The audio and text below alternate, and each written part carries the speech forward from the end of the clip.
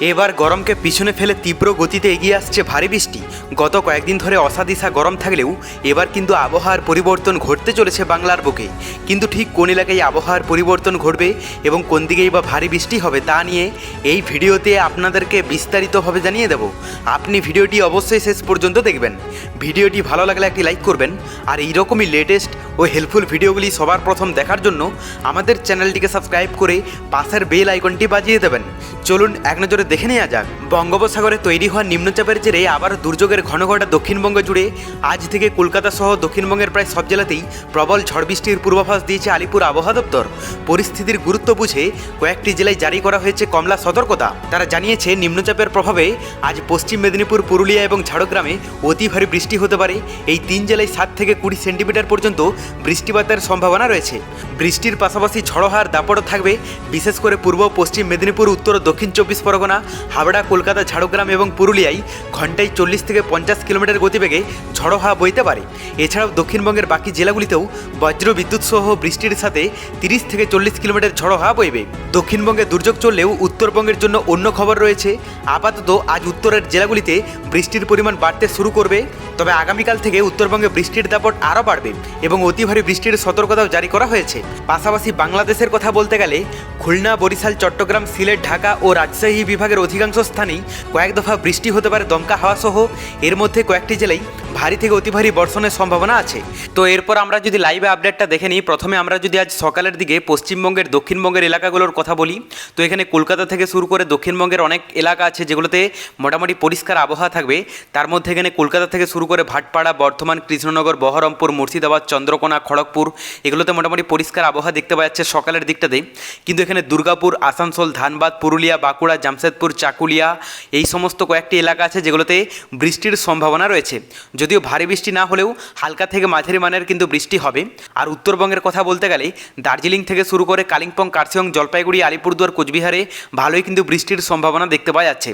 বাংলাদেশের কথায় আমরা যদি চলে আসি, তো এখানে সমুদ্র উপকূলবর্তী এলাকার মধ্যে পটুয়াখালী, বরগুনা, বরিশাল এই সমস্ত সমুদ্র উপকূলবর্তী এলাকাগুলোতে পরিমাণে অনেকটাই কম ইফেক্ট থাকবে। কিন্তু এখানে কক্সবাজার, মহেশখালী, টেকনাফ, চট্টগ্রাম, ফটিকছড়ি, মানিকছড়ি, নোয়াখালী এই সমস্ত সমুদ্র উপকূলবর্তী এলাকাগুলোতে হালকা থেকে মাঝারি এবং ভারী বৃষ্টির কিন্তু সম্ভাবনা দেখতে পাওয়া যাচ্ছে। যেহেতু বঙ্গোপসাগরের এই দুর্যোগপূর্ণ ইফেক্টটা বিশেষ করে এই দিকেই কিন্তু ঢুকছে, যার প্রভাবে এই সমস্ত সমুদ্র উপকূলবর্তী এলাকাগুলোতে ভালো ইফেক্ট থাকবে সকালের দিকে। আর ভিতরের এলাকার কথা বলতে গেলে বিক্ষিপ্ত হারে বৃষ্টি হবে বেশিরভাগ এলাকা জুড়ে। তবে যে সমস্ত এলাকা মোটামুটি পরিষ্কার আবহাওয়া থাকবে তার মধ্যে এখানে গাজীপুর, ঢাকা, মানিকগঞ্জ, টাঙ্গাইল, সিরাজগঞ্জ, চুয়াডাঙ্গা, যশোর, খুলনা, মোগলা, চাঁদপুর এই সমস্ত কয়েকটি এলাকা আছে যেগুলোতে পরিষ্কার আবহাওয়া থাকবে। কিন্তু এখানে ফরিদপুর, রাজবাড়ী, মাগুরা এগুলোতে হালকা বৃষ্টির সম্ভাবনা রয়েছে। সেই সঙ্গে সিলেটের কাছাকাছি এলাকা সহ সুনামগঞ্জ, জামালগঞ্জ, ময়মনসিংহ, কিশোরগঞ্জ, মৌলভীবাজার, জামালপুর, উপরের দিকের কথা বলতে গেলে রংপুর, দিনাজপুর, পঞ্চগড়, ঠাকুরগাঁও, গাইবান্ধা, বালুরঘাট এই সমস্ত এলাকাগুলোতে কিন্তু ভারী বৃষ্টির সম্ভাবনা দেখতে পাওয়া যাচ্ছে। এরপর আমরা দুপুরের দিকে আপডেটটা দেখে নেব। তো দক্ষিণবঙ্গের কথা বলতে গেলে সকালের দিকটাতে বিক্ষিপ্ত এলাকা জুড়ে বৃষ্টি হবে, কোথাও পরিষ্কার আবহাওয়া থাকবে এবং কোথাও বৃষ্টির সম্ভাবনা থাকলেও দুপুর থেকে বিকেলের মধ্যে গত কয়েকদিনের মতো আজও কিন্তু বেশিরভাগ এলাকা জুড়ে বৃষ্টির সম্ভাবনা দেখতে পাওয়া যাচ্ছে। শুধুমাত্র ধানবাদের আশেপাশের এলাকাগুলোতে পরিষ্কার আবহাওয়া থাকবে, বাদবাকি দক্ষিণবঙ্গের প্রায় প্রতিটি জেলাতেই কিন্তু হালকা থেকে মাঝারি এবং ভারী বৃষ্টি দেখতে পাওয়া যাবে। উত্তরবঙ্গের কথা বলতে গেলে সকালের মতোই দুপুরের দিকটাতেও হালকা থেকে মাঝারি মানের বৃষ্টি দেখতে পাওয়া যাচ্ছে দার্জিলিং থেকে শুরু করে কালিম্পং, কার্শিয়ং, জলপাইগুড়ি, আলিপুরদুয়ার, কোচবিহারে। আর বাংলাদেশের কথায় আমরা যদি চলে আসি, তো সমুদ্র উপকূলবর্তী এলাকাগুলোতে সবথেকে বেশি ইফেক্ট থাকবে এবং ভিতরের এলাকার মধ্যে রেড অ্যালার্ট জারি করা হয়েছে ব্রাহ্মণবাড়িয়া, আগরতলা, ব্রাহ্মণপাড়া, নরসিংদী, শিরপুর, ঢাকা, নারায়ণগঞ্জ এই সমস্ত কয়েকটি এলাকা আছে যেগুলোতে রেড অ্যালার্ট জারি করা হয়েছে, মানে ভারী বৃষ্টির সম্ভাবনা রয়েছে। এবং বাদবাকি বেশিরভাগ এলাকা জুড়েই কিন্তু বৃষ্টি থাকবে, কোথাও কিন্তু পরিষ্কার আবহাওয়া দেখতে পাওয়া যাচ্ছে না দুপুরের দিকটাতে। গত কয়েকদিনের মতোই কিন্তু দুপুর থেকে বিকেলের মধ্যে সবথেকে ভারী বৃষ্টির কিন্তু সম্ভাবনা দেখতে পাওয়া যাচ্ছে বাংলাদেশের সমস্ত এলাকা জুড়েই। তবে পরবর্তীতে বঙ্গোপসাগরে নতুন কোনো দুর্যোগের আভাস পেলে অবশ্যই আপনাদেরকে লাইভে জানিয়ে দেবো, কারণ দিন যতই যাচ্ছে বর্ষা তার কিন্তু রূপ দেখাচ্ছে পশ্চিমবঙ্গ সহ বাংলাদেশের বিভিন্ন এলাকা জুড়ে। তাই এখন সকাল, দুপুর এবং রাতের দিকে বিভিন্ন এলাকা জুড়েই কিন্তু বৃষ্টি দেখতে পাওয়া যাচ্ছে। কিন্তু আমরা তাপমাত্রাটা দেখে নেব যে গত কয়েকদিন ধরে বৃষ্টির ফলে তাপমাত্রায় কতটা কি চেঞ্জেস লক্ষ্য করা গেছে।